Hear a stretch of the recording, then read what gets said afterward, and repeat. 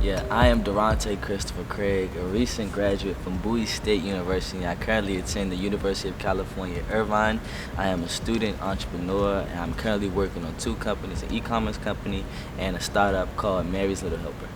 Okay, so tell us a little bit about how you got started with your business and your interests. Okay, so during undergrad, I started a company called the Gentleman's Toolbox. And so the Gentleman's Toolbox was essentially a company. We packaged up ties, pocket squares, lapel pins, socks, things Okay. like that. Coming to Bowie State University, I started dressing up every single day. Every day? Every single day. Suited to tie, to socks, everything. Okay. Every single day.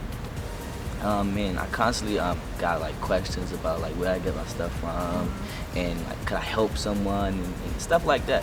And so eventually, my sophomore year came, and I kept getting enough requests and people asking for help.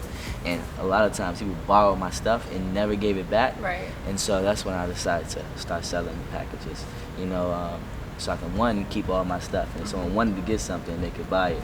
It started off as a hobby, and then it rolled on to something I did while I was in undergrad. But yeah, so now that I'm a graduate, I'm just working on something completely different. So being as though you are selling a product, how did you come up with the funds to even start that, like buy the ties to sell and everything like that? Yeah, that was super easy. So coming to Bowie, I did a lot of working on research, scholarships and stuff like that. So I was able to get enough scholarships, but I had a surplus of money.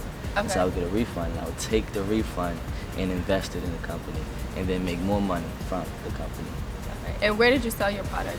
Were you walking around selling it, or? Yeah, so most of it was on campus, but I also did some sales on, well, I would say half to a quarter of sales online, but most of it was in person, so on campus, going to different events, having different tables at like different locations, not just at Bowie, but other schools, other places and stuff like that. So being as though you were selling a product on campus, did that require any type of documentation and LLC licenses? Yes. On September 2nd of 2016, I started my LLC, the Gentleman's Toolbox, and then after that, everything else just kind of rolled. What do you think was the benefit of starting an LLC? I don't really think it's a benefit; it's a requirement. You know, you don't want to get in trouble with back end stuff. You know, people, you could always just sell online and hand to hand, but because I was a business student, I wanted to learn as much as I could, and so trying to go about things the legal way. So a lot of things I learned about business had a lot to do with the company I started and doing things on my own, opposed to actually being in class. Okay, so as far as being in class, how did you balance being a student and starting a business, and also like a social life? Well, because I started the company my sophomore year, I had a lot of time to perfect it, and so I really just worked on it and did stuff on the weekends and after hours. Like when I came home, went to my room after like class or after I'm out socializing, I cut an hour out a day, whatever. Fulfill orders, do some work, update the website, stuff like that. And I would just continue to do. The company didn't require too much. It was just basically you order, and I put the package together. That was it. Pretty simple. Yeah. So do you feel like time management was a challenge, or what kind of challenges did you face? One of the biggest challenges was getting out of my own way. And when I mean that, you know, because I had like the money coming in from a refund check, you know, I did invest it, but because I already had money, I really didn't have to. So the company was more of a hobby, but the more I wanted it to grow, the more I really had to like let go and say this is actual business, and I have to really put money, time, and energy And to be get the serious about it. results that I wanted.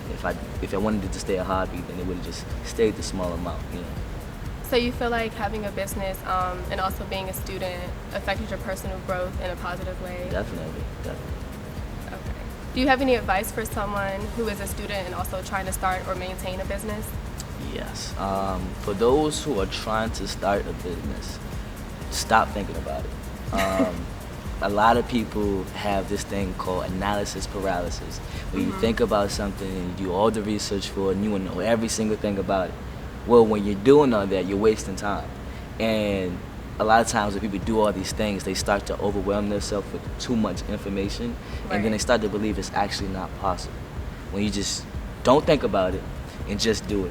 Whenever problems, any troubles, issues, just cross that road when you get there. Cross that bridge when you get there, because you will never know all the issues that will come. So you're saying like the fear of failure holds people back from themselves? Not even just the fear of failure, but a lot of times it's the fear of success.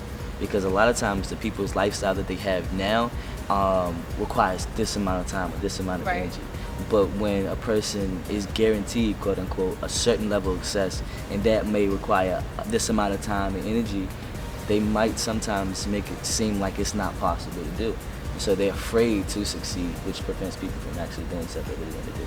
Okay, perfect. Thank you for having us today. Guys, thank you for listening. This is how he did it, and if you want to know how you can do it, read Earn While You Learn by Robert Thomas.